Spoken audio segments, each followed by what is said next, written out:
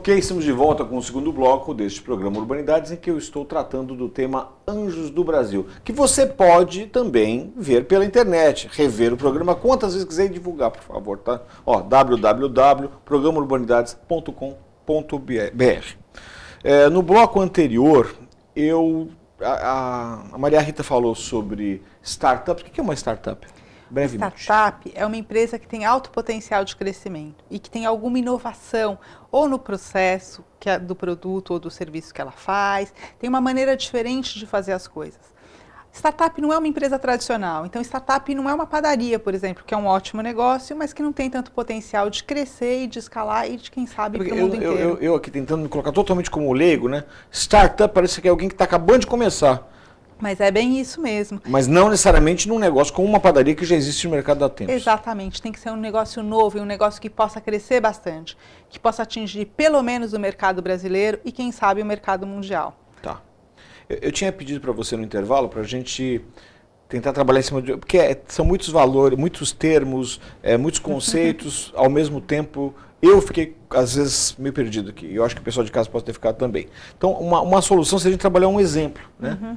Você trouxe um exemplo que é o Buscapé. Eu acho que ele é um ótimo exemplo. Tá. Porque é um exemplo de uma empresa que começou como uma startup, com um projeto no final da universidade, de 3 estudantes. A gente está num ambiente universitário, nada melhor do que pensar nisso.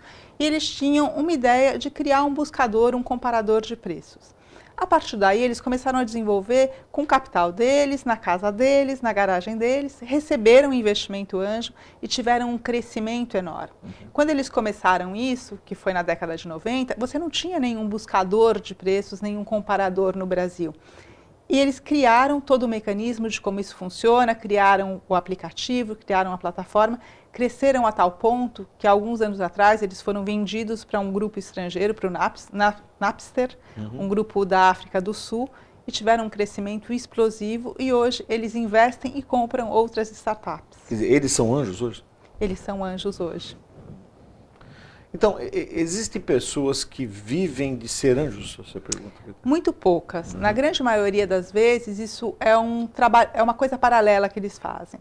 Eu tenho dito para todo mundo que quando você tem sucesso, e pode escolher a medida de sucesso que você quiser, felicidade, carreira, dinheiro, você recebeu muita ajuda ao longo da vida. E o investidor anjo, ele gosta de trazer isso de volta, de ajudar outras pessoas, de ajudar novos empreendedores a desenvolverem os seus projetos. Tá. Quer dizer, eu sei que se você mencionou isso, é só para eu reforçar. Então, aquele cara que tem uma grana sobrando, porque ganhou de alguma forma ou de outra, ganhou na loteria, vamos pegar um exemplo bem ridículo. E ele quer investir nisso, não é o suficiente. Não é o suficiente. Nem é o perfil. Nem é o perfil. O que a gente busca é gente que pode ajudar o empreendedor. Pega aquela lista de coisas que, por exemplo, o Sebrae faz, de questões de insucesso. Por que uma empresa, e muitas empresas dão errado? Falta de capital, falta de gestão, falta de conhecimento de mercado. E aí você vai ticando e vê que o investidor anjo consegue ajudar muito nesses pontos. A grande maioria dos empreendedores ainda é muito jovem, muitas vezes, e não tem muita experiência.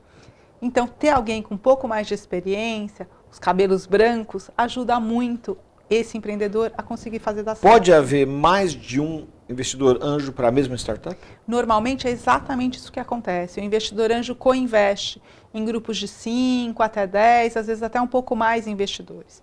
Por que isso é bom para os dois lados? Para o investidor é bom, porque como a gente já falou, é um negócio de risco, com isso ele dilui o risco dele, porque ele está investindo em mais projetos, e é bom para o empreendedor, porque ninguém é bom em tudo. Então, às vezes, um investidor anjo pode ajudar na gestão, o outro pode ajudar com conhecimento de mercado. Então, um bom empreendedor também, além do capital, ele busca o investimento anjo de investidores que podem ajudá-lo. Ele vê onde que ele não está tão bem e procura gente que pode ajudar ele a cobrir essas falhas. Tá, interessante. Eu queria entender agora o seguinte. Então, Anjos do Brasil, ela... Bom, eu vou fazer uma analogia bastante simplista, desculpa. Como se fosse um clube de investidores, vamos dizer assim. Ou não, posso pensar assim? É uma rede de investidores. Rede melhor, gostei. Rede é o termo que a gente usa. E a gente é uma rede aberta, no sentido de que a gente está aberto para investidores e empreendedores do Brasil inteiro. Eu posso fazer parte? Claro, basta ter as características que você tem. Se você é um investidor, você vai se participar como investidor. Se você tem um projeto de empreendedor, você também vai submeter o teu projeto para a gente como empreendedor. Bom, então essa era a minha segunda parte.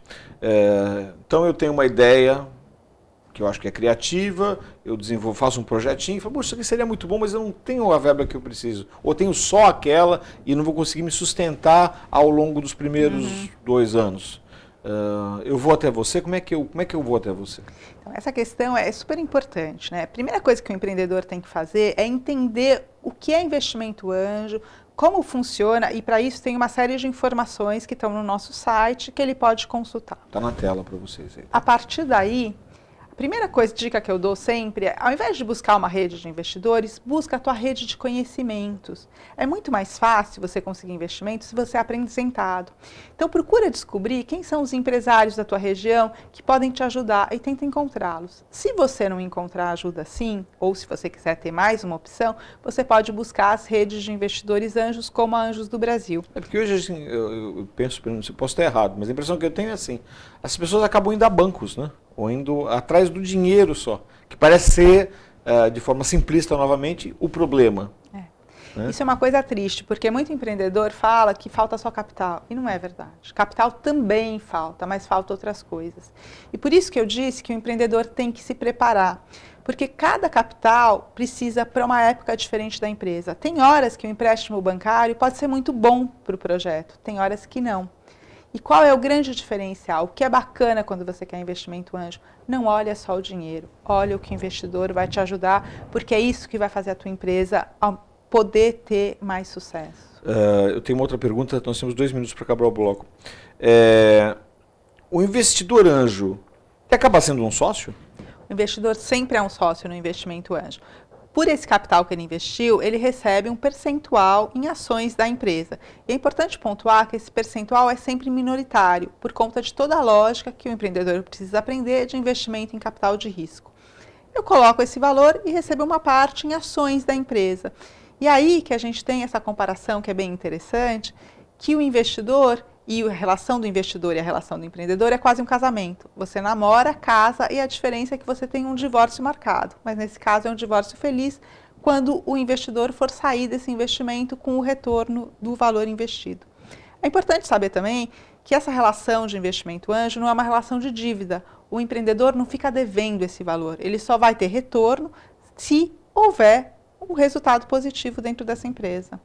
Mas então, ele fica, pelo que eu entendi, ele fica um tempo nesse investimento, não é isso? Como qualquer investimento. Isso, como qualquer investimento. Uhum. É um investimento de longo prazo. Isso é definido na entrada dele? Não, isso é definido na hora que você encontra um comprador. Empresas de grande crescimento, como que são as startups, você entra com esse dinheiro de capital e se ela der certo, você vai receber outros investimentos de fundos de investimento, de seed money, de venture capital, e uma hora você vai vender essa empresa. A hora da venda dessa empresa ou de abrir ações na bolsa é a hora que o investidor anjo sai recebendo o capital dele de volta extremamente aumentado porque o negócio deu certo. Tá, você falou um monte de palavras aí que provavelmente o telespectador padrão não vai saber, que a gente vai tentar colocar em GC para vocês, mas uma delas me chamou a atenção, ou pelo menos me suscitou uma pergunta para acabar o bloco.